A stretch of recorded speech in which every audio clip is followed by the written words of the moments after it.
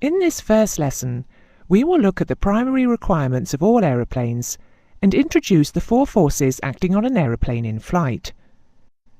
From some of the very first aeroplanes to today, the primary requirements of an aeroplane have remained the same. These are a force, lift, which enables the aeroplane to fly in the air, a safe and protective space in which to carry the payload and crew, stability, enabling the aeroplane to naturally continue in the same direction, control, to change the aeroplane's direction and position in the air, and a force, thrust, which can propel the aeroplane forwards for the required length of time.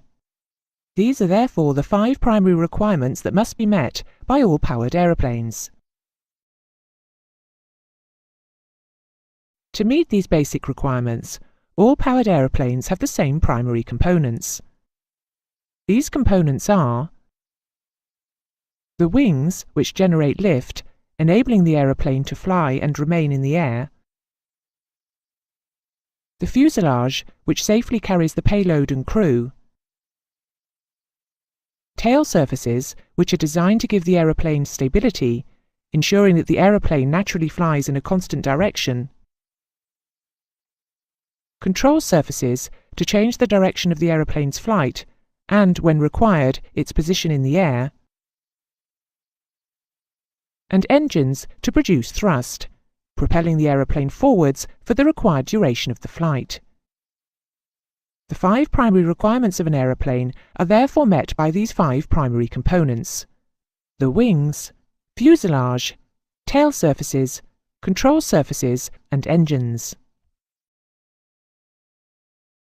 Although all powered aeroplanes have the same primary components for flight, we notice that the actual design of these components is quite different. Looking at one component, the wings, they may be mounted at the top of the fuselage, or close to the middle or towards the bottom of the fuselage. The wings may be straight and perpendicular to the fuselage, or be swept backwards, be angled upwards towards the wingtips, which is called dihedral, downwards towards the wingtip, which is called anhedral, or be straight with no slope. Each aeroplane type has a combination of the wing designs outlined above. The actual wing design depends on the aeroplane's role rather than artistic style. A design feature that enables an aeroplane to fly faster will also have disadvantages. Similarly, a wing design that enables a heavily laden aeroplane to take off and land from a relatively short runway will have different disadvantages. Ultimately, every wing design is a compromise. Similarly, the design of the other aeroplane components is also a compromise. Notice how the fuselage, tail surfaces, controls and engine type and placement differs between the aeroplanes shown on the screen. These 3 aeroplanes, the now retired Concorde, the A340 and the PA-28, all have very different designs. Let us now consider how the design of the primary aeroplane components varies between these aeroplanes. Notice the different design of the wings, their shape and position, the fuselage shape and cross-section to length, the size, shape and presence of tail surfaces, the variation in size and location of control surfaces, and the location and number of engines.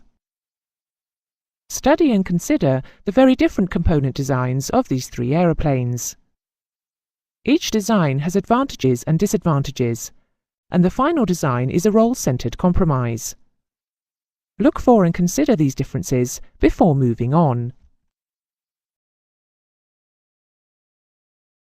At the beginning of this lesson, you were introduced to lift and thrust as 2 of the primary requirements for a powered aeroplane, the others being stability, control, and space for the payload and crew. We will now look at the 4 forces acting on an aeroplane whilst flying and their fundamental relationship.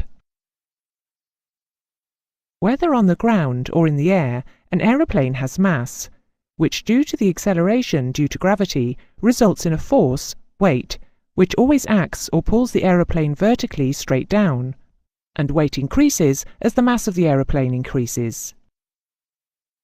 When the aeroplane is on the ground, the surface provides a reaction, which equals the aeroplane's weight.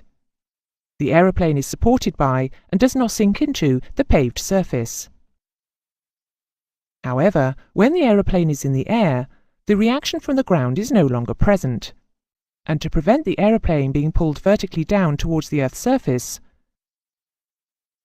a force, lift, must be produced. This lift force must equal the force of weight if the aeroplane is to fly level. And the heavier the aeroplane, the greater the size of the required lift force. However, whenever there is relative motion and/or lift is produced, there will always be a force, drag, pulling backwards on the aeroplane. And the greater the lift, the greater the drag. In level flight, this drag force would slow the aeroplane down. If the aeroplane is to remain at the same speed in level flight, the drag must be balanced by a force, thrust, pulling the aeroplane forwards. We can now see that all four forces are related, and if an aeroplane is to fly level at a constant speed, a heavier aeroplane will require more lift, produce more drag, and therefore require more thrust.